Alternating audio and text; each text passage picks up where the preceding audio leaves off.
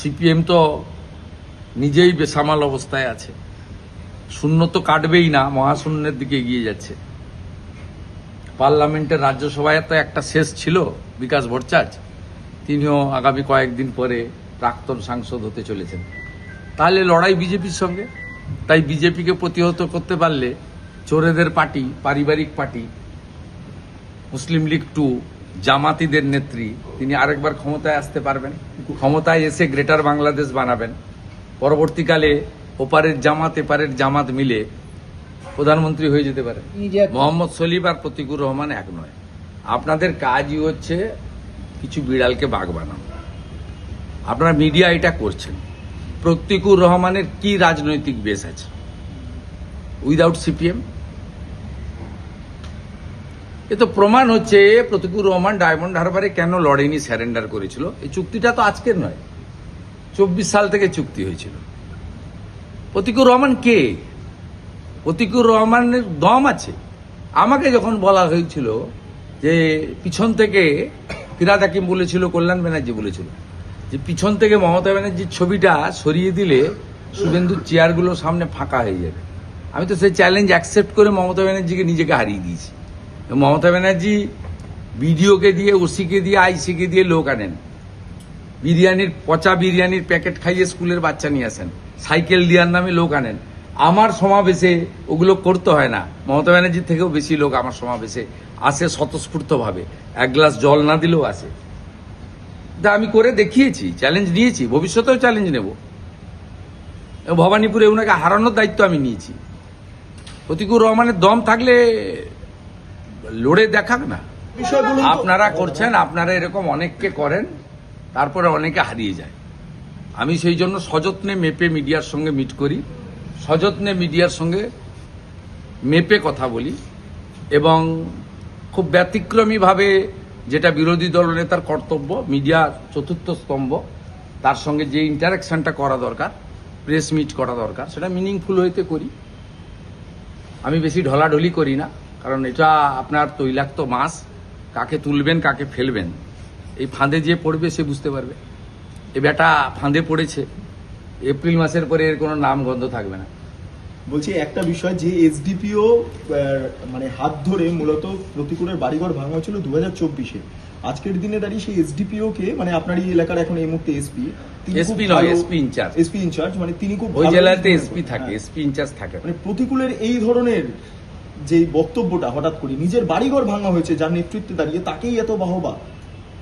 আমি এটা নিয়ে কথা খরচ করতে রাজি নই। সেলিম সাহেবের সঙ্গে প্রতিকুর রহমানকে ম্যাচ করবেন না, একদম ম্যাচ করবেন না। সেলিম সাহেব, সে তার রাজনৈতিক মতাদর্শের সঙ্গে আমি বিরোধ হতে পারি।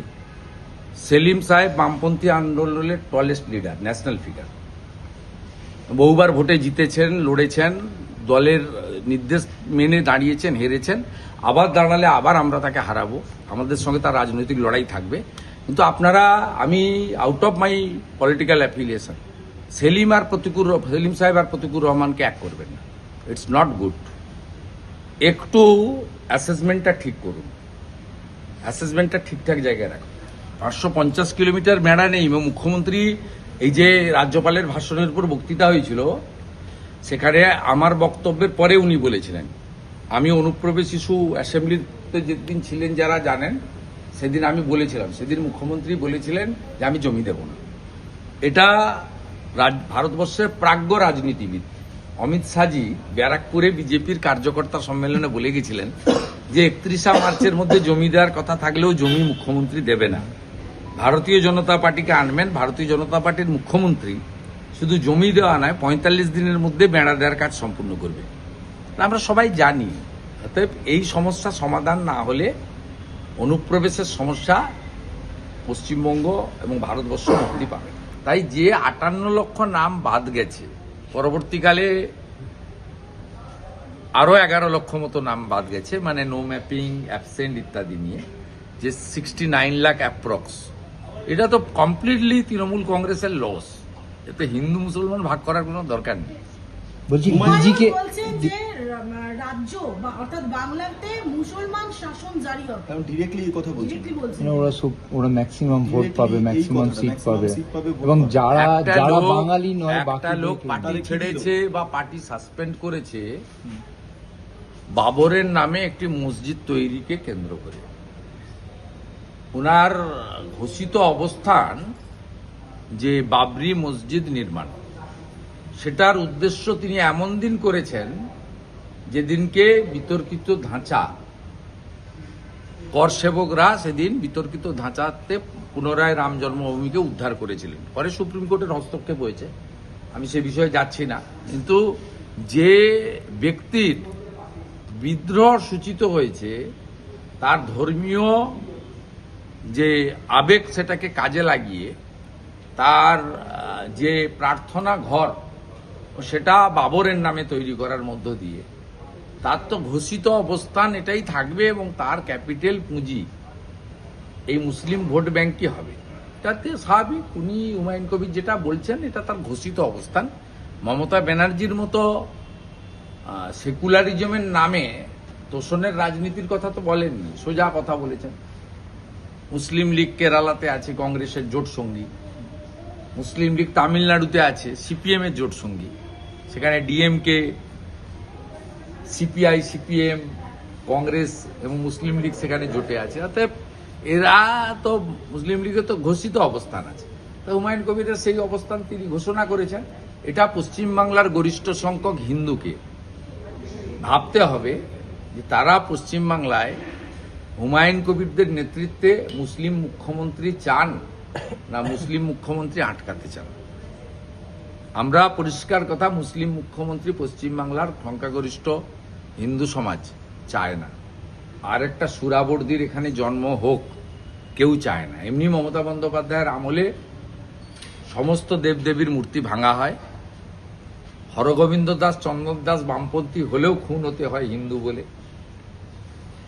ধুলিয়ানে হিন্দুদেরকে পলায়ন করতে হয় স্বাধীনতার পরে বৈষ্ণবনগরে হিন্দু জায়গায়, মহেশতলাতে আমাদের মাতা তুলসীর মঞ্চকে তুলে ফেলে দেওয়া হয় প্রকাশ্যে পুলিশের সামনে, পুলিশ প্রিজন ভ্যানে তোলে কাকদ্বীপে কালী মায়ের মূর্তিকে, রামনবমীর মিছিলে পাথর পড়ে এনআইএ হয়। এই ভবানীপুরে দাঁড়িয়ে আছি, এখানে গত বছর আমাদের দোলের আগে আমাদের এখানে বাঙালিদের সংস্কৃতি আছে, আজ আমাদের নেড়াপুড়া কাল আমাদের দোল, আর হিন্দিতে হোলিকা দাহন বলে, হোলির ঠিক আগের দিন হয়। গতবারে আমাকে হাইকোর্ট থেকে পারমিশন নিয়ে এই পিছনের একটা ছোট গলি রাস্তায় করতে দিয়েছিল। হোলিকা দাহন করব, দোল পূর্ণিমা করব, তার জন্য হাইকোর্টে যেতে হয়।